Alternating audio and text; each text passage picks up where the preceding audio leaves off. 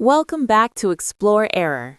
In this video, we'll show you how to enable or disable fast startup on a Windows 11 or Windows 10 PC. If you find this helpful, then consider subscribing and liking the video. Fast startup can help your computer load faster, but it uses files saved from the last session, so it doesn't start completely fresh.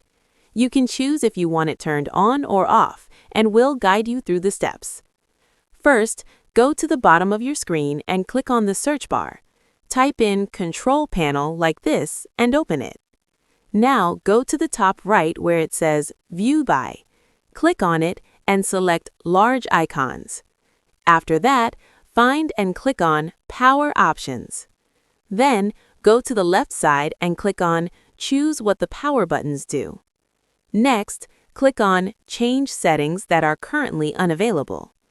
Once you do that, you can either check or uncheck the option for Turn on Fast Startup. After making your choice, make sure to click on Save Changes at the bottom right. That's it. If you found this useful, then consider subscribing and liking the video.